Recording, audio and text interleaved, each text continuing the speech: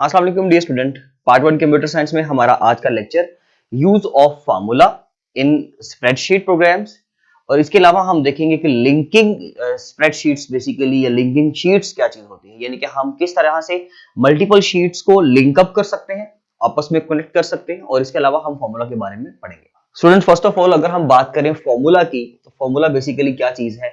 ये एक बहुत ही इंपॉर्टेंट फीचर है हमारे एमएस एक्सेल का या हमारे किसी भी स्प्रेडशीट प्रोग्राम का, क्योंकि एक्चुअली ये बेसिकली अगर फॉर्मूला ये इंपॉर्टेंट फीचर ना हो तो आप ये कह सकते हैं कि भाई हमारे पास जो वो स्प्रेडशीट प्रोग्राम है ना, वो जस्ट एक टेबल है, सिंपल एक टेबुलर फॉर्मेट है जिसके अंदर आप डाटा को स्ट्रक्चर दे रहे हो, ऑर्गेनाइज कर रहे हो, डाटा को आप मेंटेन कर रहे हो, नथिंग एल्स, इसके अलावा कुछ भी नहीं है।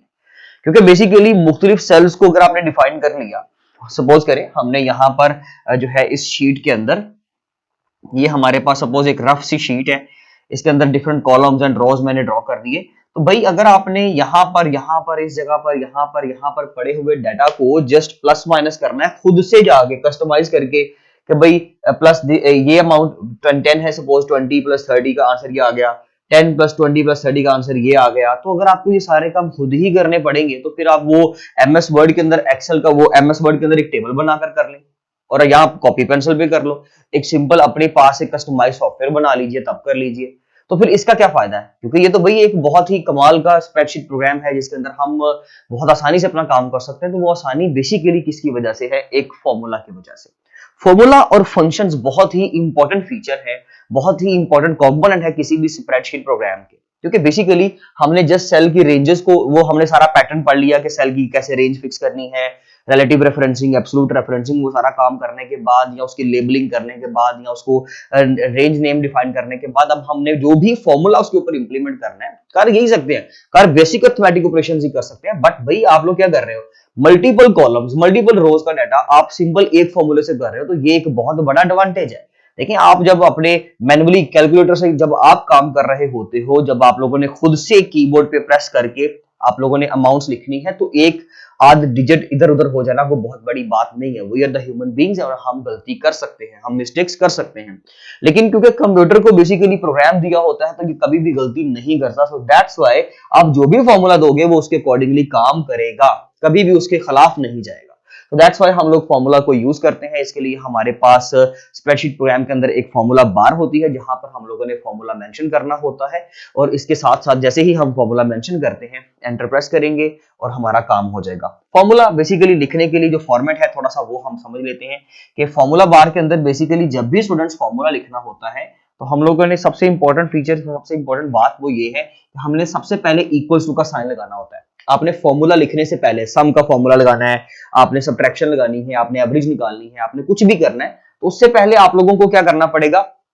इक्वल्स टू का साइन लगाना पड़ेगा, एंड देन आप आगे सेल्स की रेफरेंस और रेंजेस जो भी चीजें हैं और ऑपरेटर्स को डिफाइन कर दीजिए। यानी कि मैंने सपोज A1 को जो है वो सपोज कर लीजिए B6 के साथ प्लस करना है, तो मैं डेफिनेटली भी इन दोनों के एड्रेसेस लिखूंगा, साथ में ऑपरेटर लिख दूंगा, साथ में इक्वल्स टू आ गया, तो समझ लीजिए ये फॉर्मूला, यही फॉर्मूला है, नथिंग एल्स, इसके अलावा कुछ नहीं है। मैं किसी चीज के बारे में बात नहीं कर रहा। हाँ, फंक्शंस के जब फॉर्मूले पढ़ेंगे तब भी इक्वल्स टू का साइन हमें तब भी यूज करना है। ओके, तो जब भी फॉर्मूला लगाएंगे, फॉर्मूला बार के अंदर सबसे पहला कैरेक्टर जो होगा कीबोर्ड से, वो कीबोर्ड की तरफ से इक्वल्स टू का साइन होगा, एंड देन आप लोग आगे फॉर्मूला लिखोगे और अकॉर्डिंग टू द फॉर्मूला वो काम, जो भी ऑपरेशन, जो भी आपने रेंज डिफाइन की होगी, उसके अकॉर्डिंगली कैलकुलेशन को परफॉर्म कर दिया जाएगा। ओके, नंबर 1 तो होगा जी ये।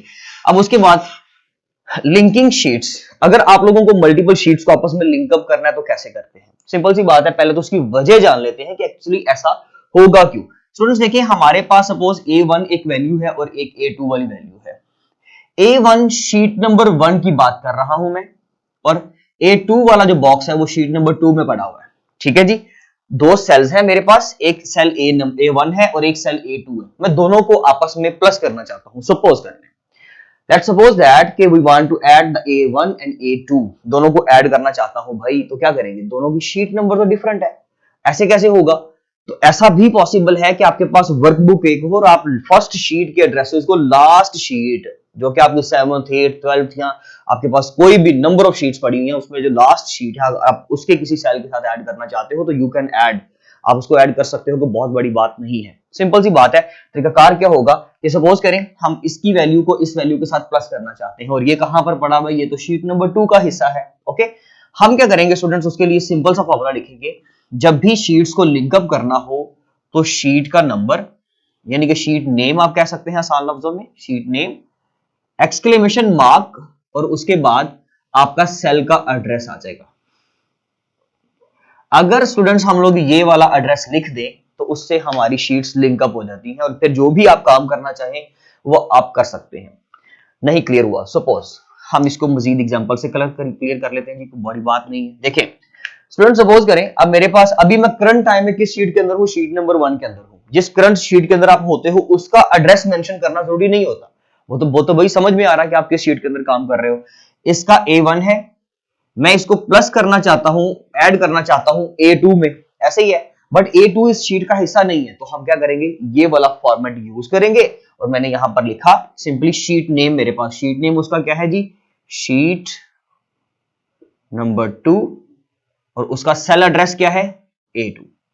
लें जी, ये मैंने फॉर्मूला बार में लिखा, तो हमारे पास जो शीट नंबर 1 में A1 का एड्रेस होगा, शीट नंबर 2 में A2 के एड्रेस के साथ जो भी वैल्यू होगी वो दोनों आपस में प्लस कर दी जाएंगी। तो इससे बेसिकली हमें यह पता चलता है कि हम बेसिकली बाउंडेड नहीं है, हम अपनी एक वास्ट रेंज के अंदर काम कर सकते हैं, कोई भी कैलकुलेशंस हम परफॉर्म आसानी से कर सकते हैं। ये पैटर्न है शीट्स को लिंकअप करने का, ये वाला फॉर्मेट यूज करते हुए। और क्यों करेंगे, मैंने उसकी एग्जांपल आपको दे दी कि अगर सपोज हमने एक शीट के एड्रेस को किसी दूसरी शीट के एड्रेस या बॉक्स नंबर के साथ कोई भी मैनिपुलेशन करवानी है, प्लस मल्टीप्लाई डिवीजन कुछ भी करवाना है, तो वो काम हम आसानी कर सकते हैं with the help of this formula. Okay, तो ये था जी स्टूडेंट्स हमारा आज का टॉपिक, जिसके अंदर हमने फॉर्मूला और हमने इसके बारे में लिंकिंग शीट्स के बारे में पढ़ा। अब इंशाल्लाह मिलेंगे अपने नेक्स्ट लेक्चर के साथ, तब तक के लिए स्टूडेंट्स अल्लाह हाफिज़।